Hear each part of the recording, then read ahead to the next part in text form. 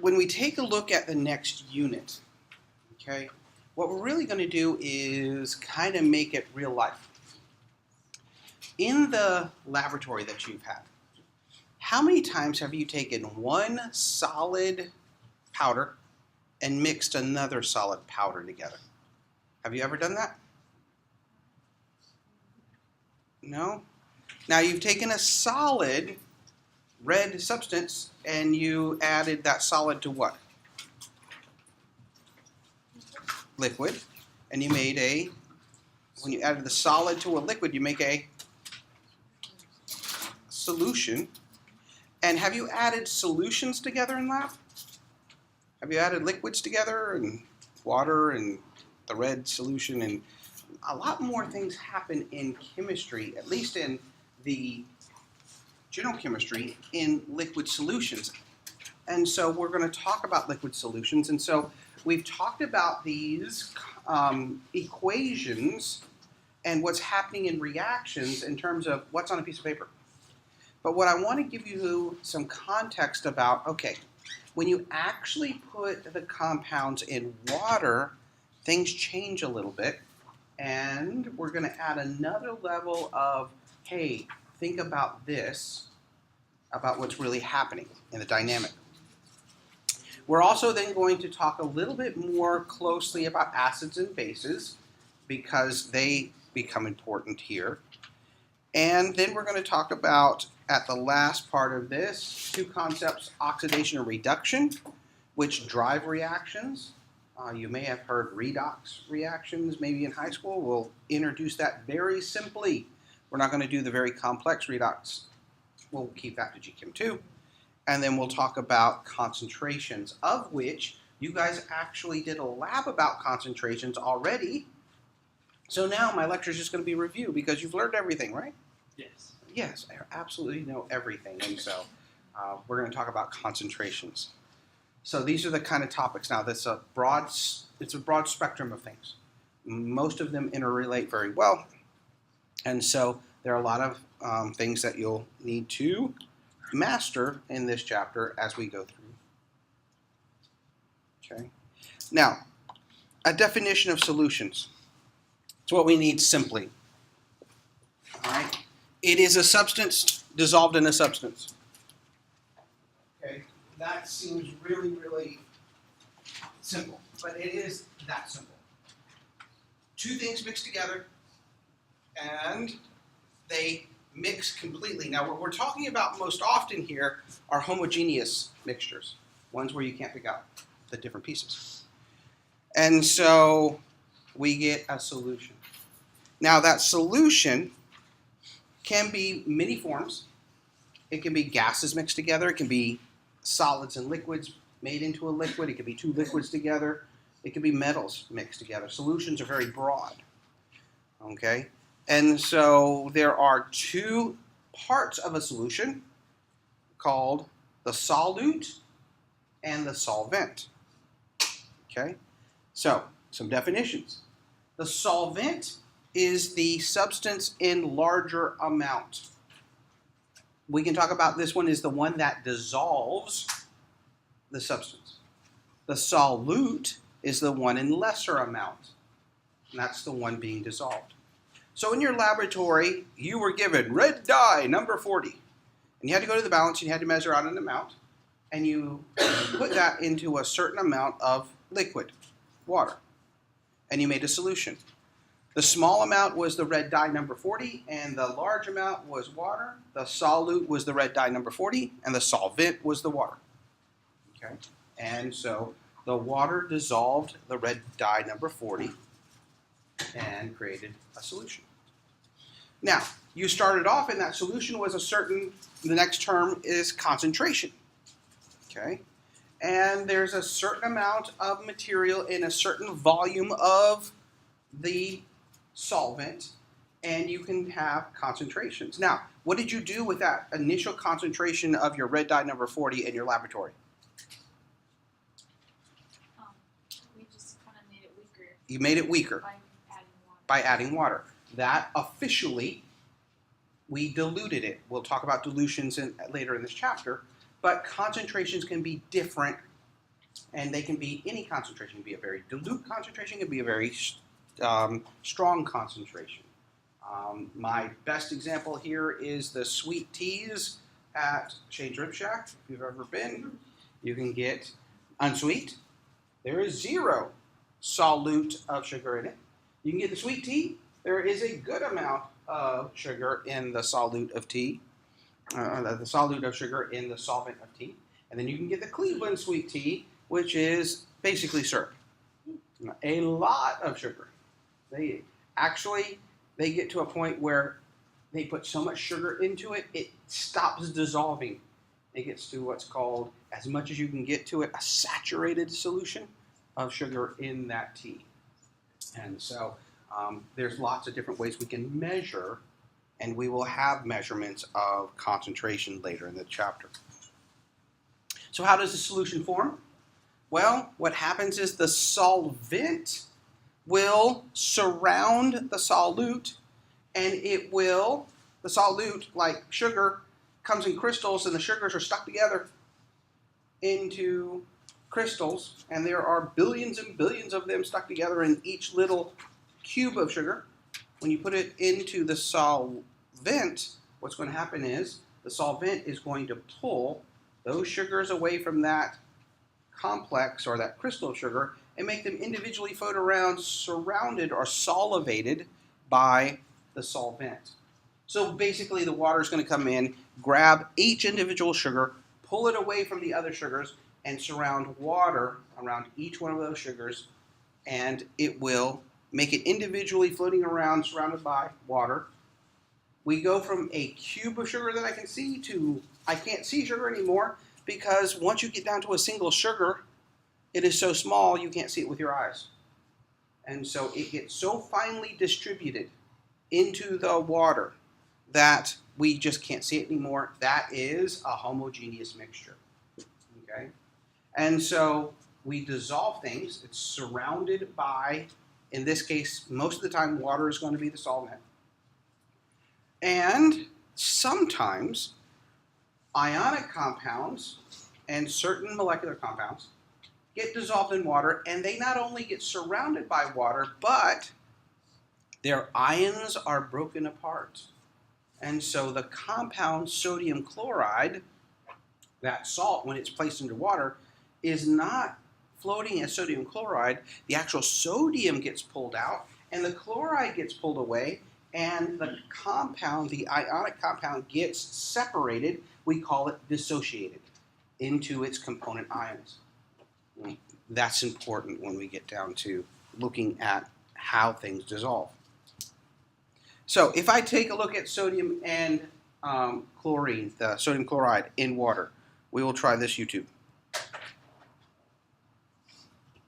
Sodium chloride crystals are held together by attractive forces between the positively charged sodium and negatively charged chloride ions.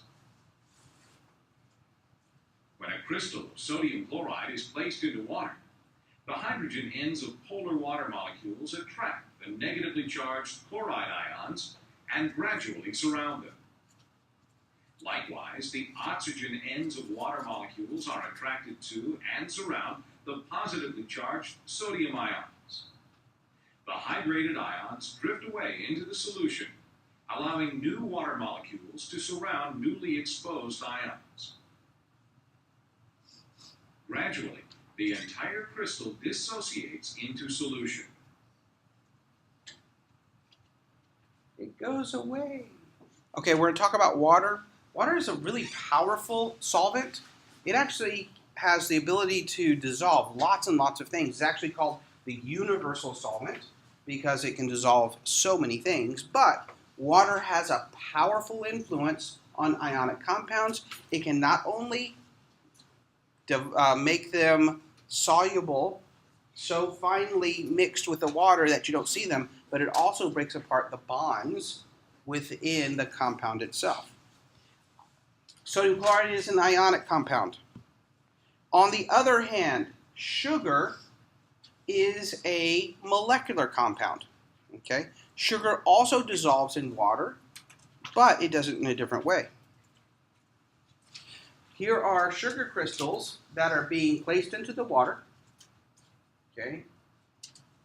And you can see a crystal of sugar, all the sugar molecules are connected together when it's solid. But in the water, every one of those sugars are surrounded by water and pulled apart, leaving the next layer of sugar. Then water comes in, pull those apart. The next layer pulls those apart. And each individual sugar, once it's all dissolved, is surrounded by water. But what has happened in this case was water surrounds the entire molecule. It doesn't break apart the molecule. It dissolves it, but it doesn't break it apart. Okay? And so both ionic compounds can be surrounded by water. The ionic compounds dissociate or break apart into ions, whereas the molecular compounds just are individually surrounded by water, but they're fully intact. Water, the fact that water is a good solvent is because of its structure. Okay? Oh, this molecule is polar.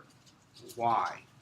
When we actually do the Lewis structure, okay, the water looks like this.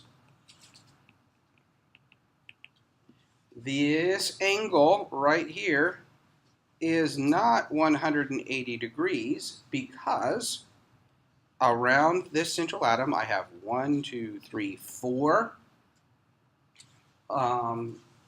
domains. That puts us into a tetrahedral. And when I'm in a tetrahedral, if I have 2 lone pairs and 2 bonding pairs, I get the shape that is bent. And each of these bonds is polar between the oxygen and the hydrogen.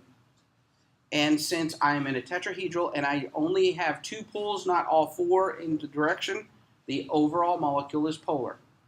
Okay? Water, in fact, is very polar. It has a very high negative charge on one side and a very high positive charge on the other.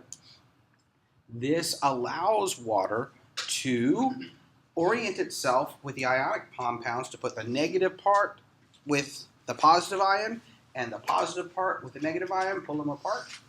And then with the case of sugar, sugar is a polar molecule. This is a polar molecule. Polar molecules love to stick together. And so they interact. And so water has the ability, because it is so polar, to dissolve lots and lots of things. Now, when they dissolve, we describe those molecules as being aqueous in a solution, not solid liquids or gases. Now, with ionic compounds, if they are aqueous, they dissociate into ions. They break apart into ions. All right, which then leads us to a term called electrolytes. Okay, electrolytes allow a solution of water to conduct electricity. Okay, have you heard of the term electrolyte? Okay, if you go out and you exercise lots and lots and lots and you drink Gatorade, why are you drinking Gatorade? To get back what? Electrolytes. You mean you need electricity in your body? You actually do. When you sweat out your electrolytes, okay, you are missing ions, and a lot of biological processes need ions, especially the nerve conduction in your body needs those electrolytes to send an electrical signal for you to function.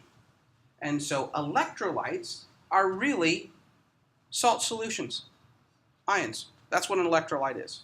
And so you can drink electrolytes back into your system. Most molecular compounds dissolve but do not dissociate into ions.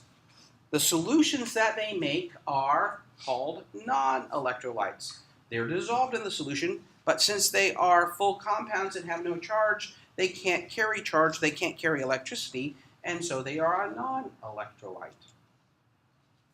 Okay? So we have to consider ionic compounds, what they do in water. Okay, we have to consider molecular compounds, and then we have to consider acids and bases as a separate category. Acids and bases that are molecular can dissociate in water, but the amount of dissociation can vary. Acids and bases are normally and can be electrolytes. Okay, and we'll talk about how to look at those in a couple slides. Electrolytes means that they can carry electricity, but here's the deal. All right, there are two types of electrolytes, strong and weak. Okay, what does strong and weak mean?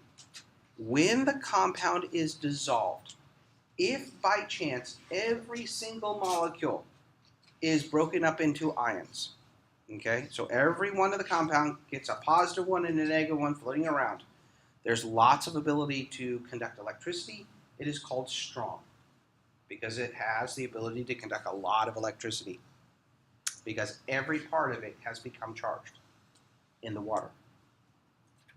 If by chance you dissolve something in the water and it breaks apart or dissociates only part of its material, okay, so part of it becomes positive, part of it becomes negative, but part of it is completely together, that is neutral, then the ability to conduct electricity is lower.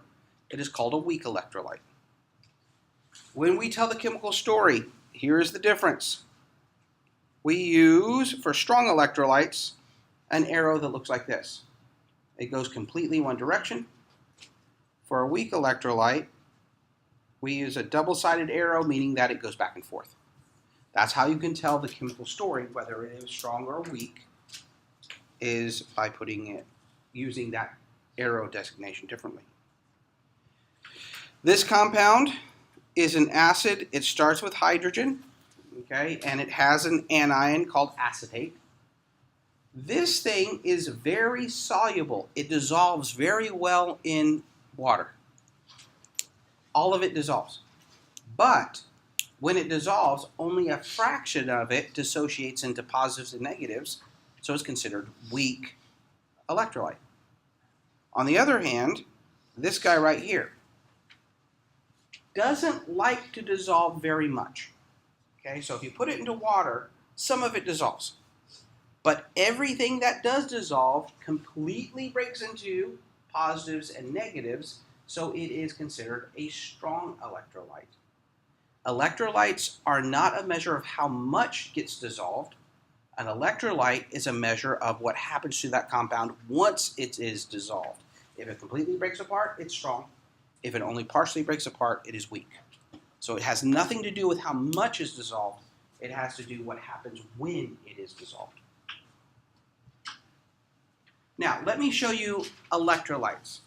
Okay, this is the basic experiment that we can do to see if it's strong or weak.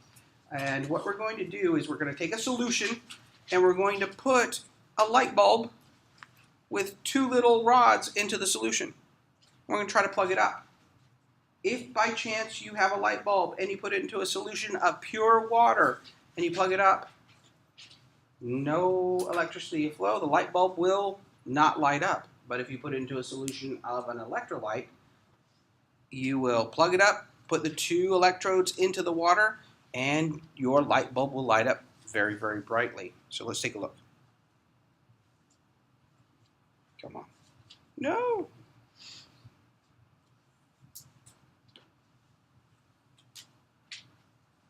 Oh, here he is. The term electrolyte is a term used when talking about solutions with water as the solvent. We'll demonstrate the property of being an electrolyte with an electrical conductivity tester like this. Pure water does not conduct electricity. I will put the electrodes of the apparatus into the beaker of water. There's no light coming from the light bulb. If I dissolve a material in this water and the light lights very brightly, the dissolved material is called a strong electrolyte. As an example, here is a small amount of table salt. I'm going to add just a little bit to the water. He looks like a and mad stir it up. scientist. As it dissolves, the ions of sodium and chlorine, which are charged particles, go into the water, which will now allow the solution to conduct electricity. And to a third So grader, the that's ionic magic. substance, table salt or sodium chloride, is a strong electrolyte. The term non-electrolyte refers to a substance which dissolves in water but does not allow electrical conductivity. Here is some sugar, which I will dissolve in the water.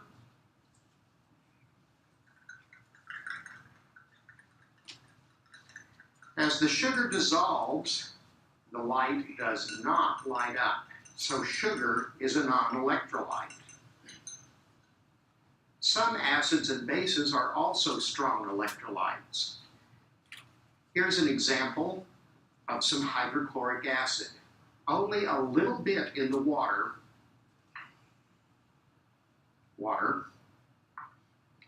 and about 10 drops.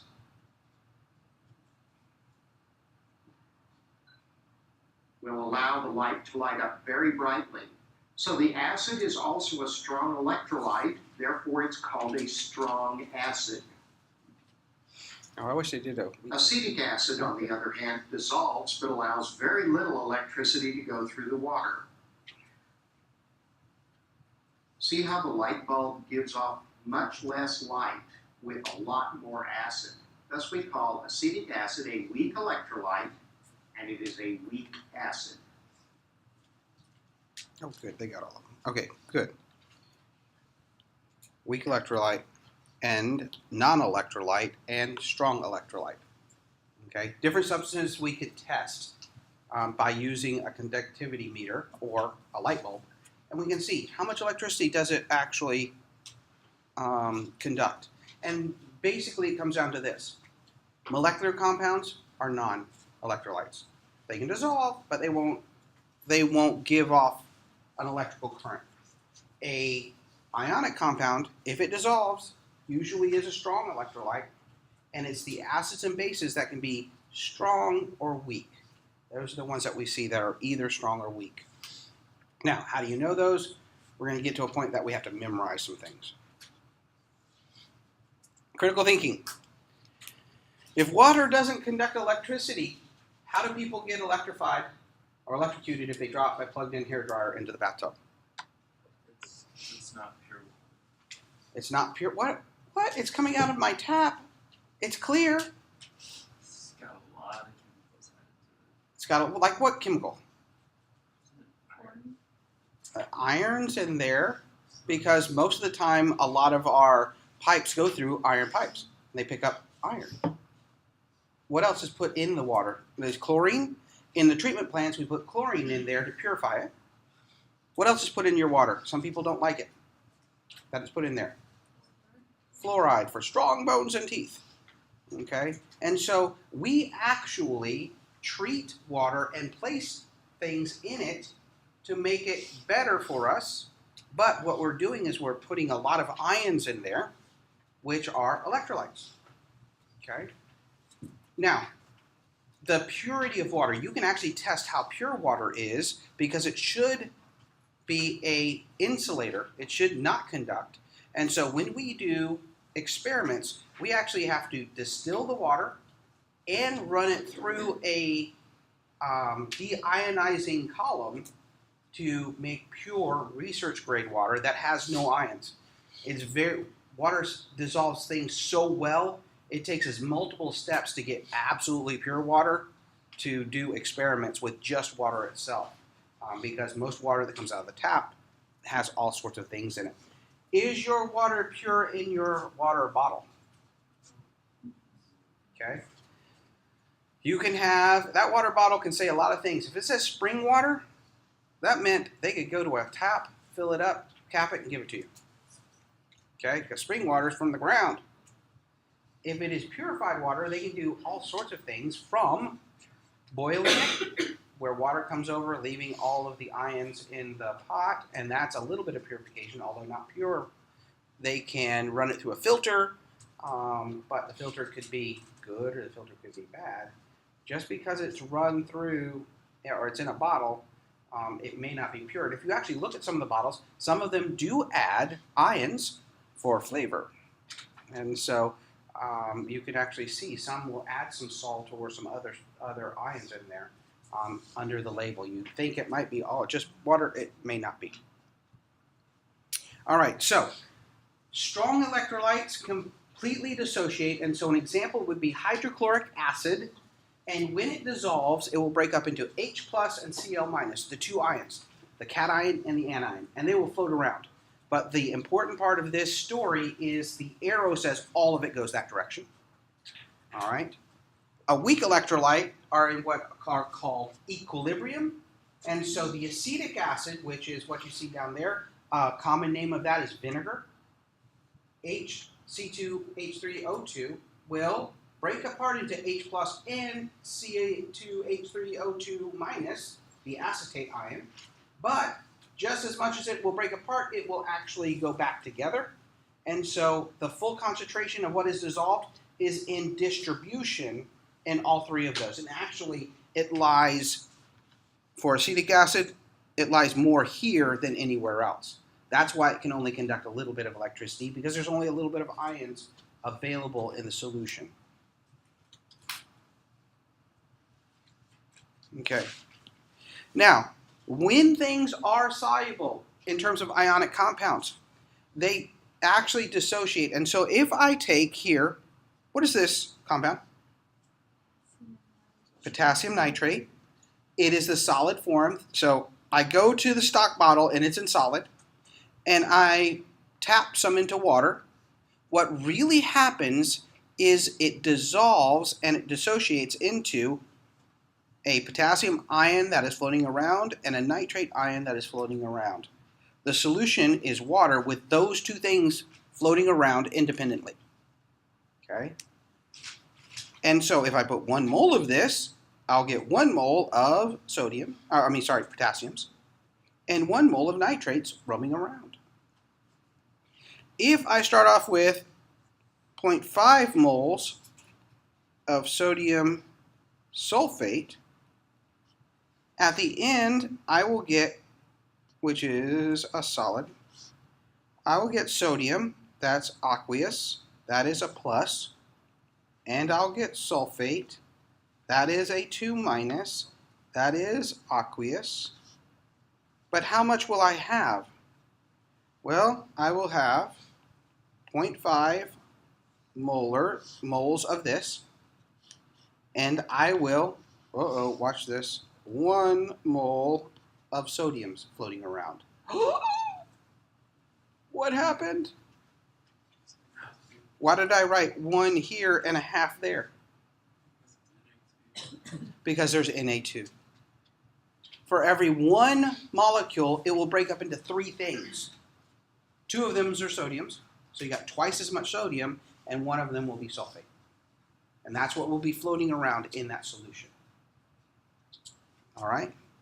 And so, when these dissociate, you have to watch out for the stoichiometry, or the balance of where everything is. Okay? Strong electrolytes dissociate completely. That includes soluble ionic salts, all of the strong acids, and all of the strong bases. Okay? And I will tell you what the strong acids and the strong bases are in just a moment. Now, here is the problem with ionic compounds. Just because they're ionic doesn't mean they dissolve. Okay? So here is what we've got to think about. All right, I've got an ionic compound. I got a positive thing and a negative thing, right? And they love to stick together. Okay? And I said that you could put it into water, and water could pull the positive away from the negative, and they could float around. Okay? That is true, but not all the time. Depending upon the compound, the positive charge and the negative charge could be so strong that they would rather be, or there's more stability for them to be connected than to be pulled apart by water. Water is only so strong. Okay? So there are some ionic compounds that are solids. We call them insoluble. They will not dissolve. And some ionic compounds are soluble. They will dissolve and become aqueous solutions. And so there are rules for us to learn to describe whether a compound will be aqueous, soluble, or whether a ionic compound will be insoluble or solid. Okay. The other things are, remember, the only liquid that you're really going to run into too often is water, unless you make mercury metal. Okay. And then there's some gases I'll introduce you to. But here are some rules. All right. And I believe you're going to get a TRQ on solubility. So you've got to memorize these. All right. There are some patterns, so let's look at this. It says all compounds that have nitrates or acetates are what? Soluble. I would put AQ to them. So it doesn't matter what the cation is, every one of those are going to be soluble. All right. All compounds containing alkali metals, the actual metal, so lithium, cesium, or any compound that has ammonium as a cation are soluble. So that means they will dissolve and become aqueous. Okay. Next, all compounds that have chlorine, bromine, and fluorine. That's the halides, halogen group, are soluble except silver, mercury, and lead. So if you have silver chloride, mercury chloride, or lead chloride, they will be not aqueous, they will be what? Solids, insoluble. Okay. All compounds that have hydroxides or sulfides are insoluble solids except for the alkali metals. Everything that has an alkali metal is soluble, and ammonium, we already said that up top, and calcium, strontium, and barium. Okay. All compounds that are carbonates or phosphates are insoluble except for alkali metals and ammonium. Anything that seems to have alkali metal or ammonium is soluble. All compounds containing sulfates are soluble except for strontium, barium, mercury, and lead. So strontium and barium get into the mix a lot. Mercury and lead gets into the lot. There's also silver in there, and there's also calcium in there. So there are patterns. Unfortunately, they are so close they can get mixed up. Okay. How do you know this? This is sheer memorization. Whatever method works for you. Yes. So when you're saying except those containing the alkali metals, that means if it's added onto it. So if you have like the alkali metal and then that's behind it, Then it'll be aqueous, soluble. soluble. Mm-hmm. So if by chance, like this, I went to the next page. If by chance I had sulfates, let's see, carbonates. Most of them are going to be solids, except if you had an alkali metal to that, it is soluble, or if you have an ammonium of that, it is soluble. But anything else added to that is solid, just like the phosphates. Alkali metal does not include hydrogen. If there's a hydrogen in front of an ion, it's an acid. We have different rules for acids. Okay? So, the solubility rules, it's just sheer blunt memorization for you. Okay? We will do problems in which you will have to predict solubility. Okay? So, as you do them more often, they'll be more familiar. But really, the TRQ is really a good way to just bowl through that and get a good pattern in your mind about having to do that. Acids, on the other hand, are substances that, when dissolved in water, form H+. So if you have any compound that has an anion and hydrogen in front of it, it has the possibility of getting into water and breaking apart into the anion and H+. Okay? And so we have compounds that have the possibility of giving off H+. There are three types of acids: monoprotic, diprotic, and triprotic. Okay, protic, where does that come from? An H+ is, if you do the electrons, protons, and neutrons, just a proton. And so H+ is called a proton because it is a proton, or protic. Monoprotic means it has one hydrogen. Diprotic means it has two, and triprotic, 3. That seemed really, a stretch for us. All right. Usually this, if you have a compound that has more than one proton.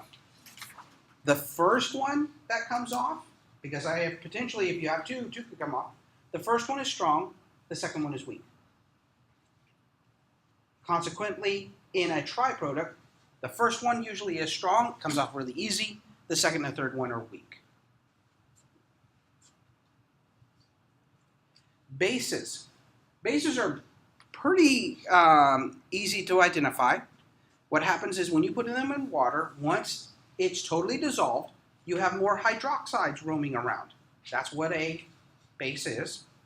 And so potassium hydroxide, calcium hydroxide, those ionic compounds that will dissolve will have hydroxides roaming around. That's easy to identify, a base. There is one sneaky base, ammonia. Okay, ammonia is a molecular compound. When it dissolves in water, it actually reacts with the water. It doesn't just get dissolved by it, but it actually attacks the water, steals a hydrogen to make ammonium +1 ion, and you learned the ammonium ion, leaving a hydroxide that was once water, but the water got attacked and became a hydroxide.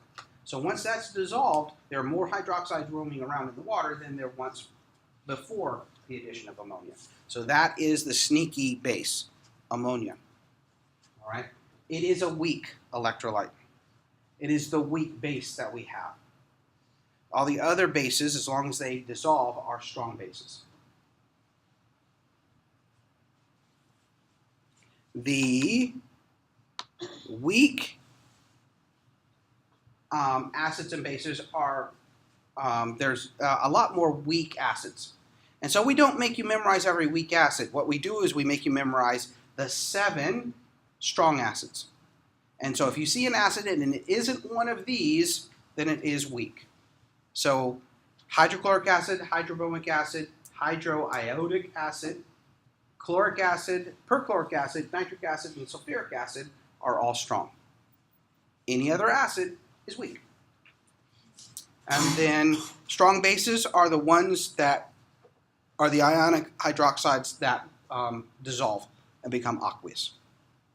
And so you need to know the strong acids and the strong bases.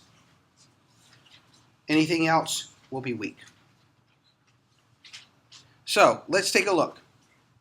Classify each of these and name them. What is the name of the first thing? Calcium chloride. All right. Calcium chloride. When it dissolves, if you go back to the solubility table, this is what you would use. All chlorides are soluble except for 3 things. Ones that have silver, ones that have mercury, and ones that have lead. Is this silver, mercury, or lead? No, it is aqueous. If it dissolves and is aqueous, all ionic compounds are strong. That's how I came to that conclusion. The second item, name that compound. Nitric acid. It has an anion of nitrate and a hydrogen as the cation. All right, so it is an acid. That means I need to go look at my chart. Is this strong or weak? Is it one of the strong 7 acids? Yes, it is one of the strong. So this is a strong electrolyte. Ethanol. Okay, what kind of compound is ethanol? Ionic or molecular, covalent? It is what? What'd you say? It is molecular. Okay. Ethanol. It is a polar molecule that dissolves in water. Okay. But it is molecular. Is this an acid molecular compound? Does it start with H? No. So this is not an acid. It is molecular. It can dissolve. But molecular compounds are what? Are they strong, weak, or non? They are non. Okay. All right. Next one. It starts with H and it has something else. It is molecular, but look at the name. It's formic what? Acid. Okay. Acids can be strong or weak. Is this in the list as being a strong one? No, it's not one of the 7, so it is a weak. All right. Last thing, name it. Potassium hydroxide. Okay. It is a base. Is it in the list of strong bases? Yes or no? Yes. And so it would be a strong electrolyte. Go back just a second. You could also answer that question by using this. Here, hydroxides are insoluble except for alkali metal. So alkali metal hydroxides are soluble. If it's soluble in ionic, it is strong. That's another way you could have answered that particular question. Okay, so being able to use the pieces of information, I know it's confusing at this moment in time. It really is. But you've got to use your tables of the pieces of information. You need to know your solubility rules so you can decide whether a ionic compound is aqueous. If it is, it's strong. If it's solid, it is a non-electrolyte. You have to know your strong acids, and if it's part of that group, it is a strong electrolyte. If it isn't, it's a weak electrolyte. You have to know your bases, okay? And you've got to know, is this a molecular compound? And if it is, and it dissolves, it is a non-electrolyte. So those are the things that you have to be able to look at the compound, decide what it is. You have 4 possibilities: ionic, molecular, a strong acid or a strong base. Okay, decide what it is, and then based upon that, it will give you a decision about whether it's strong or weak. Okay, so that's a lot. It doesn't come easy. It is practice. Okay. Just as a go back and forth, elements, most of them are solids. There are few gases and only 2 liquids and this is at room temperature and normal pressures. Okay, so what we would expect it to be at normal temperatures and pressures. All right. And so there are a couple things that can be formed that are liquids that you may need to understand. There are some that will be formed gases if you make molecular compounds. Ionic compounds, or the salts, you need to know the solubility rules so that you understand what they are when they dissolve in water. And then the molecular compounds, most of them are solids, some of them are gases. And the important part about molecular compounds, knowing whether they're going to be soluble in water or insoluble in water, is to be able to determine if they are polar or if they are not polar. Oh my goodness, that means I've got to draw a Lewis structure. Think about the electron domain. Think about the electron pair geometry, and then look at polar bonds, and then decide, is the whole thing polar? You know, all that work is so that we can take a look at a molecule and see, will it be soluble in water or not soluble in water? Oh my gosh, it's all coming together. Everything is coming together. And so, yeah, we did that homework way back when, but now we're going to apply that homework. And so I can just draw you a molecule. Is this soluble in water? Yes or no? And that's one of those hidden, professor type of questions. Yes or no is an easy answer, right? But to get there, you've got to do a lot of work to get there. Okay, because what we're trying to do is get you to understand why it might be soluble or not. There are reasons why. Or you get down to, God, let me guess yes or no. And it's 50-50. And so I don't want you to be 50-50. I want you to get it right 100% of the time because you understand why. If you understand why, then it all makes sense. If you just guess and you get them right 75% of the time, okay, you get a C, right? That's not where I want you to be. Okay. Molecular compounds, we have lots of things. They can be solids most of the time. carbon dioxide, carbon monoxide, hydrogen gas, nitrogen gas, and H2S, the hydrogen sulfide gas, are the most common gases. If we actually make you produce another gas, we'll probably tell you it is a gas, but those I would expect you to be able to label as gases. Molecular compounds usually dissolve in water and have an aqueous behind it. But just because it has an aqueous behind it doesn't mean it is an electrolyte. If it is a molecular aqueous, then it is a non-electrolyte. Okay? And the exceptions we've already talked about are, if you look at hydrochloric acid, you can obviously see it's all nonmetals, right? But it's not molecular. It's a different category. It's a subcategory called an acid. We have to think about acids and bases differently, even if they're molecular compounds. All right. Now, the last concept that we are going to talk about is our equations. Now, the equations that I've taught you how to balance right now are molecular equations. This is what we think about on a piece of paper, but this is not what is really happening inside the beaker. All right? A molecular compound lists all the molecules. And so it says silver nitrate plus potassium chloride will give you silver chloride plus potassium nitrate. That's wonderful. We can balance it. It is balanced. All right? But that is not what really happens in the solution. Okay? What really happens in the solution is this silver nitrate actually is floating around as a silver plus ion, that is aqueous, and a nitrate ion aqueous floating around in water. This potassium chloride floats around as potassium chloride or potassium aqueous and a chloride minus aqueous. And that's floating around in water. What happens with the reaction is this.